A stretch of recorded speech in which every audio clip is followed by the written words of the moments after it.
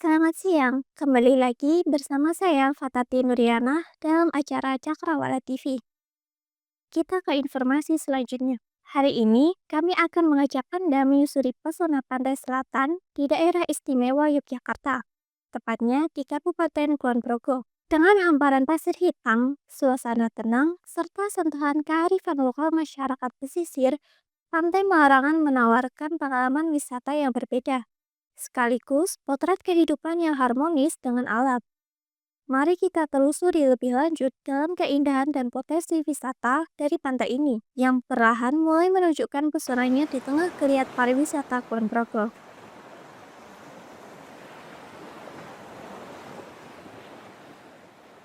Dulu kan dikuasai Belanda ya Pak ya. Jadi dulu untuk penduduk lokal itu banyak yang bermata pencarian sebagai pembuat garam di tepi pantai sini. Bahkan dari Kulon Progo sebelah utara, kayak Nanggulan, ke utara itu banyak yang mencari garam ke pantai daerah sini. Kemudian zaman dulu Belanda itu nggak suka kalau penduduk punya kegiatan ekonomi. Kemudian pantainya ditutup, dilarang masuk ke area pantai itu. Dulu disebut daerah larangan. Nah kemudian lama-lama jadi pelarangan karena ditutup itu. Nah itu untuk sejarahnya. Sehingga nama itu kita gunakan untuk menamakan pantai ini sekaligus untuk mengenang sejarah bahwa di sini dulu pernah ada kejadian tersebut. Jadi namanya kita Pelarangan Asri. Asrinya kita ambil karena daerah ini terlihat masih cukup asri ya karena banyak cemara. Ya mungkin sejarahnya singkat seperti itu. Oke. Yang selanjutnya itu apa daya tarik dari pantai ini dan biasanya pantai ini ramai dikunjungi wisatawan? Yang jelas yang pertama yang kita unggulkan itu karena asrinya banyak pohon cemaranya. Jadi pengunjung itu bisa berwisata sekaligus santai-santai berteduh di bawah pohon ya. Tidak hanya pemandangan pantai, tapi juga bisa berteduh di bawah pohon cemara yang asri, bisa berkegiatan. Bahkan yang membawa rombongan bisa outbound, bisa melakukan permainan. Nah itu unggulan kita. Yang kedua itu fasilitas-fasilitas penunjangnya ya. Mungkin ada permainan-permainan seperti ATV, banyak jajanan-jajanan yang bisa membuat pengunjung itu semakin betah. Dan yang terbaru ada mini zoo ya Mbak di sebelah barat. Itu juga nanti akan kita kembangkan terus.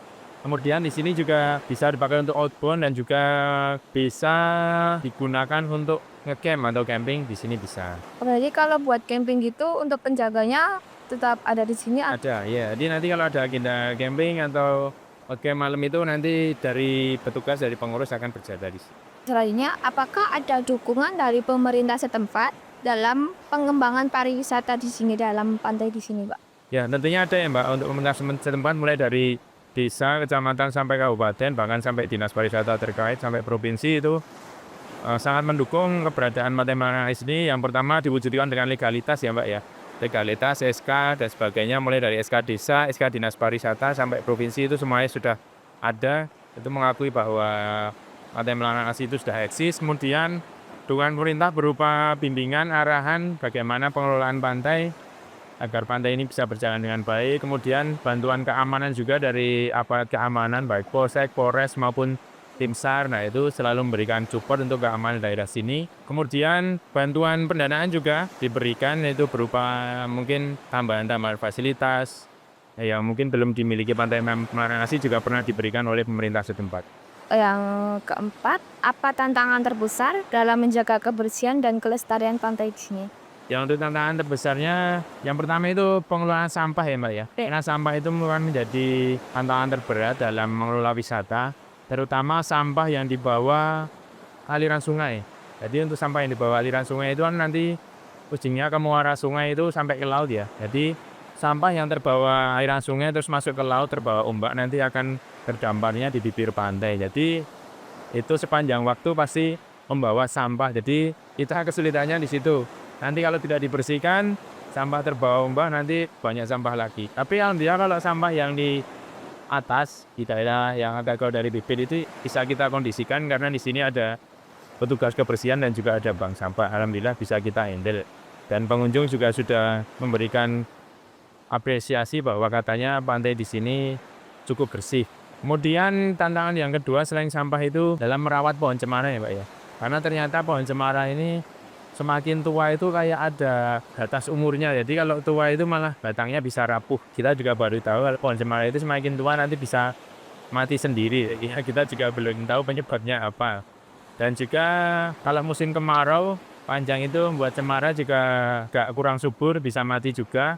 Apalagi terkena angin yang membawa air laut, itu juga membuat cemara itu bisa kering lama-lama. Yang terakhir, harapan untuk kedepannya itu seperti apa? Untuk harapannya ya Pantai Maranasih bisa menjadi salah satu objek wisata unggulan di Kabupaten Kulon Progo, wisata pantai. Kemudian bisa lebih dikenal masyarakat luas, tidak hanya di Kulon Progo, mungkin di daerah lain, kota lain, provinsi lain itu bisa menjadi objek wisata yang dikenal luas. Yang selanjutnya bisa menjadi objek wisata yang benar-benar bisa menjadi tujuan masyarakat karena kenyamanannya, karena keramahannya, dan mungkin karena pelayanannya yang baik. Terima kasih rekan Valencia atas informasinya. Sekian berita yang dapat kami sampaikan untuk hari ini. Saya, Fatati Nuriana, pembawa acara di Cakrawala TV pada siang hari ini, pamit undur diri dan sampai jumpa.